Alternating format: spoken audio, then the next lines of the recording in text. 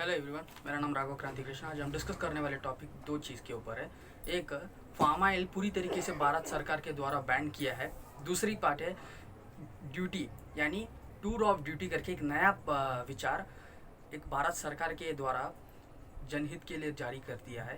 ये tour of duty क्या है और पाम ऑयल क्यों बैन किया है, इस विषय के ऊपर ही आज वीडियो है। वीडियो के अंदर जाने से पहले आपसे एक रिक्वेस्ट है कि सब्सक्राइब करिए इस चैनल को और साथ ही बेल आइकॉन बटन है, क्योंकि सब्सक्राइब करने से ही मैं रोज़ अपलोड करने वाले नए वीडियोस आप तक पहुंचेगी और आप अपडेटेड रह सकते हैं करंट अफेयर्स के ऊपर। ठीक है, चलिए वीडियो स्टार्ट करते हैं। पहले, फार्म ऑयल क्यों भारत सरकार पूरी तरीके से बैन कर दिया है, इस विषय के ऊपर ध्यान देंगे। क्योंकि भारत सरकार पहले बैन क्यों किया, इसके ऊपर हम थोड़ा सोचेंगे। भारत सरकार बैन इसलिए किया कि मलेशिया ने आर्टिकल्स 370 यानी सबसे ज़्यादा फार्म ऑयल का प्रोडक्शन मलेशिया करती है, इंडोनेशिया करती है, पर हम मलेशिया से लेते थे ज़्यादा फार्म ऑयल। पर अभी मलेशिया का स्टैंड यानी भारत की तरफ है। पहला मलेशिया के स्टैंड पाकिस्तान की तरफ था, क्योंकि आर्टिकल 370 धारा हट गया और साथ ही दुनिया के जो इस्लाम जो धार्मिक विचार जो लोग पालन करने वाले जो लोग हैं उनके खिलाफ है, ऐसा बोलकर तुर्की, पाकिस्तान और मलेशिया एकत्रित होकर एक चैनल भी बनाने की विषय भी चर्चा हुई थी, ये विषय भी बाहर आया था। तो इसके अलावा आर्टिकल 370 हटाया तो उधर के जो मलेशिया के जो मगधीर थे प्रेसिडेंट, उन्होंने इसके भारत के विरुद्ध में बात करने लग गए थे। इसके लिए भारत ने मलेशिया से ऑयल लेना बंद कर दिया। पर अभी उपस्थित इस परिस्थिति में भारत सरकार ने एक नया विचार लगाया है कि हम सेल्फ सफिशिएंस होना चाहिए, आत्मनिर्भर भारत। यह भी नया योजना जो भारत सरकार के द्वारा, मोदी के द्वारा जो अभी नए विचार जो लोगों के लिए पब्लिश किया, प्रेस रिलीज किया है, आत्मनिर्भर भारत करके, उस भारत के तहत भारत की जो किसान है वो किसान को ही हम ज़्यादा करके ऑयल प्रोडक्शन, ऑयल यानी जो तेल वगैरह जो होती है उसके प्रोडक्शन से ज़्यादा करके सीड्स के वजह से होता है, तो उसके सीड्स के प्रोडक्शन बढ़ा देने चाहिए भारत में, और उसके वजह से भारत आत्मनिर्भर होगा, किसी देश के सामने हाथ नहीं फैलाने चाहिए। पर ये ऑयल और कौन से देश से आता रहेगा, ऐसा आप पूछोगे कि किधर से आता रहेगा, तो ये दो देश है भारत के बाजू में, पाकिस्तान और बांग्लादेश। ये दोनों देश भी खरीदते हैं, और पर पाकिस्तान से आना बंद हो गया है क्योंकि ट्रेड पाकिस्तान ने आर्टिकल 370 से बंद कर दिया। पर बांग्लादेश और नेपाल के ऊपर बंद नहीं किया, क्योंकि भारत ने एक नया, ये रूल पुराना ही है, पर भारत ने इन जो छोटे छोटे देश है हमारे आजू बाजू के, उनके ऊपर फ्री ट्रेड पॉलिसी रखी थी। फ्री ट्रेड पॉलिसी यानी इंडिया कुछ भी चीज़ उनके ऊपर भेजेगा तो पाकिस्तान, बांग्लादेश, नेपाल, भूटान, ये देश के लोग ट्रेड टैक्स नहीं लगाएंगे उसके सामान के ऊपर, और उनके देश से जो सामान आएगी भारत उसके ऊपर टैक्स नहीं लगाएगा।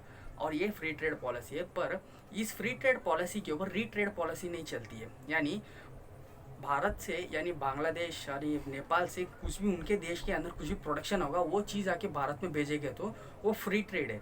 पर ये लोग विविध देशों से ऑयल खरीद कर वापस उधर के जो टैक्स यानी उनके जो ट्रेडर्स है वो ट्रेडर्स भारत में भेज देते हैं, तो उसके वजह से इसका जो ऑयल का जो रेट है वो बढ़ भी जाता है, और साथ ही साथ ये फ्री ट्रेड पॉलिसी के खिलाफ है।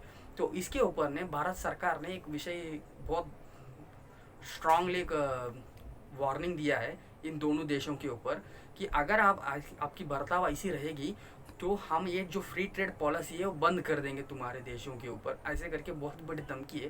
और ये बहुत ही बड़ा धमकी है, मानना पड़ेगा, क्योंकि इतनी बड़ी धमकी छोटे छोटे देशों के ऊपर ज़्यादा है, क्योंकि इनके देश के जो इकोनॉमिक है ज़्यादा करके भारत के ऊपर ही निर्भर है। ये विषय को मद्देनज़र में रख के ही भारत ने भड़काया, धमकी दिया है, क्योंकि इन लोगों की जो ये आदत, इसके कारण भारत को नुकसान भी होगा, साथ ही साथ जिस देश को हम नुकसान पहुंचाने के लिए विषय को बंद किए हैं उसके फ़ायदा भी चलते रहेगा। इसके लिए भारत ने ये धमकी दी थी। पर दूसरी टॉपिक है, दूसरा टॉपिक जो टूर ऑफ ड्यूटी करके जो नया योजना जो भारत की सेना अध्यक्ष के द्वारा प्रेस रिलीज़ किया था, ऑफिशियली उन्होंने डिक्लेयर भी कर दिया कि हम एक नया विचार हमारे मद्देनज़र में चल रहा है करके। जो टूर ऑफ ड्यूटी यानी क्या, यानी टूर ऑफ ड्यूटी यानी जो भारत के लोग, कई लोगों के मन में होगा कि हम सेना में हमारी योगदान सेना में होनी चाहिए, हम थोड़ा देश के लिए सेवा करना चाहिए, सब मन होगा। पर कई लोगों को ये डर रहता है कि मिलिट्री में रहेगा तो शादी नहीं होता है, और मिलिट्री में रहेगा तो पैसे नहीं कमा सकते। मिलिट्री में कई 18-20 साल का उनका सर्विस होती है, वो सर्विस पूरा करके बाहर आना पड़ता है। ऐसे कई प्रॉब्लम्स मन के अंदर यानी युवाओं के मन में होती है, और इन कारण से भारत के सेना में कई लोग जुड़ते नहीं है। तो इसके कारण भारत की सरकार ने एक नया प्लान लगाया है। ये प्लान भारत के लिए नया है, दुनिया के लिए नया नहीं है। ऑलरेडी कई देश ये पॉलिसी फॉलो कर रही है। फॉर एग्जांपल इजराइल और स्विट्ज़रलैंड करके एक देश, ये दोनों देश ये पॉलिसी प्लान करती है। इसे थोड़ा पीछे देखते हैं आगे। पर ये जो पॉलिसी इंडिया ने जो लेके आई, इसके कारण इंडिया को दो तरीके की प्रॉफिट है। किस तरीके की जानकारी है? भारत के जो सैनिक दल में जो हम जुड़ने का जो ईयर रहती है, यानी एक आयु होती है युवा का, उसका 23 साल होते हैं ओपन कैटेगरी के लिए। तो ये जो 23 साल के बाद उन लोगों को सेना में जुड़ने का मौका नहीं मिलता है, 21-23 ऐसा उनका टाइमिंग रहती है। तो उसके बाद उन लोग सेवा में नहीं कर सकते हैं। और साथ ही साथ कहीं युवा इस बात से डरते हैं कि हमें आगे यानी मिलिट्री से काम करके आने के बाद यानी इंडिया में बाकी कहीं जॉब नहीं मिलता है, क्योंकि 18 साल का ही इंडिया मिलिट्री और नेवी और ये एयरफोर्स का टाइमिंग है। अगर 18 साल की उम्र में अगर आप नेवी में जुड़ जाओगे, इंडियन एयरफोर्स यानी 3 सेना में थी, कोई भी सेना में, तो आपको 18 साल तक का ड्यूटी करना है, यानी 36 साल तक। तो 36 साल से और 2 साल हम बढ़ा सकते हैं 38 साल तक। 38 साल के बाद आप क्या करना चाहिए, ऐसा बहुत बड़ा क्वेश्चन मार्क होता है, क्योंकि इसके बाद भी हमारा जीवन होती है। पर भारत सरकार इन लोगों को यानी पेंशन वगैरह देती है, पर कई लोगों के मन में ये विषय बहुत लगता है। तो इसके कारण उन लोग क्या करते हैं, उनके मन में ये होता था कि नहीं जाने से अच्छा है।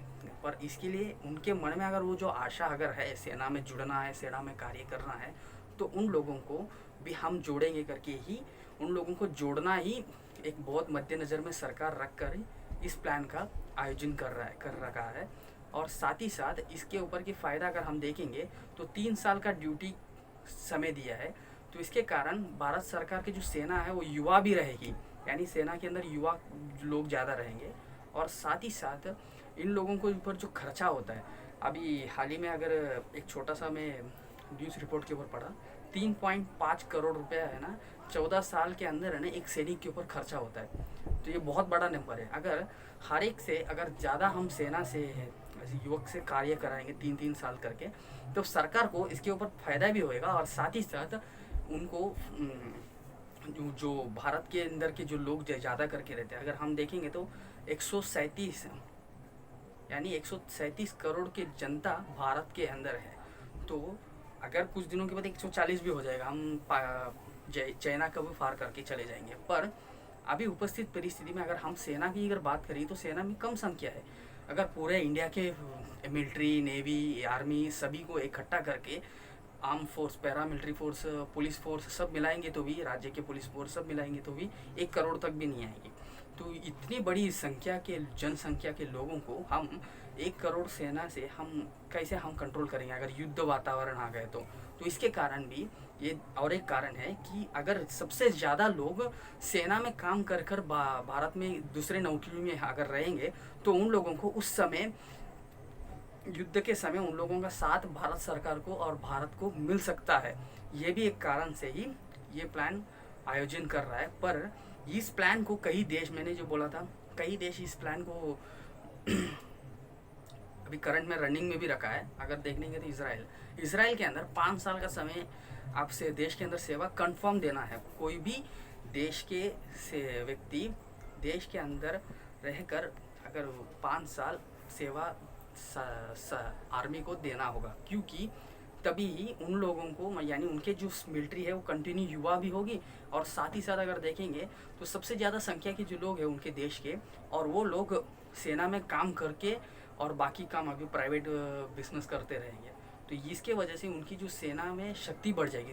क्योंकि अगर हम देखेंगे तो अरब दुनिया के कितने भी देश है, तो उन सभी देश इजराइल के ऊपर चिड़े हुए रहते हैं। और साथ ही साथ इजराइल और पालस्तीना के अंदर झगड़ा भी है। तो दो तरीका है। एक तो विविध देशों के खिलाफ अगर युद्ध भी होगा तो छिड़ गया तो युद्ध के लिए सेना भी चाहिए, और साथ ही साथ उन लोगों को देशभक्ति की भावनाएं जनता के अंदर पहुंचानी थी। ये दो कारण की वजह से उन लोग इसके ऊपर यानी कई सालों से काम कर रहे हैं। और इसके अलावा स्विट्ज़रलैंड का अगर देखेंगे तो स्विट्ज़रलैंड की जो सेना है, सबसे ज़्यादा लोग जो है उस सेना में ही जुड़े रहते हैं। सबसे ज़्यादा लोग यानी 4 साल 5 साल काम करके जो उनकी जो टाइम लिमिट है, जो अभी भारत सरकार ने 3 साल के जो टाइम लिमिट दिया है, ऐसे उनके देश में भी दिया है, क्योंकि उनका देश चारों तरफ से लैंडलॉक्ड देश है, क्योंकि चारों तरफ से पहाड़ों से घिरा हुआ है। और उन लोगों को उनके देश की यानी बहुत कम संख्या की जनसंख्या के लोग हैं, तो उन लोगों को उनके देश को रक्षा करना है तो हर एक को सैनिक बनना होगा। तो इसके कारण उन लोगों के देश का ये पॉलिसीज़ अपना है। पर भारत अभी पॉलिसीज़ ये अपनाने का कारण जो हमने पहले देखा था, एक तो आर्थिक व्यवस्था का कारण, आर्थिक की परिस्थिति के कारण, और साथ ही साथ हमारे देश के अंदर मिलिट्री यानी सेना में काम करके रुके हुए लोगों का ज़्यादा संख्या होना। आगे हम चीन और पाकिस्तान के साथ अगर युद्ध भी हो गया तो हमें एक यूज़फुल रहेगा, तो ये एक कारण है। और साथ ही साथ इन लोगों भारत के जो पब्लिक जाके सेना में काम करेंगे तो उसका क्या फ़ायदा होगा पब्लिक को, ऐसा करके एक विषय उठ गई थी उस समय प्रेस रिलीज में।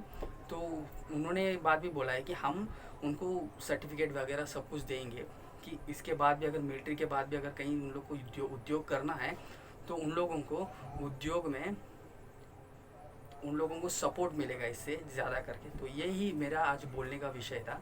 और साथ ही साथ भारत सरकार को ये जो नए विचार योजना है जो भारत सरकार ने लेके आई, ये विचार बहुत ही अच्छे विचार है, और इस विचार को ऐसी बरकरार रखना चाहिए ये योजनाओं को।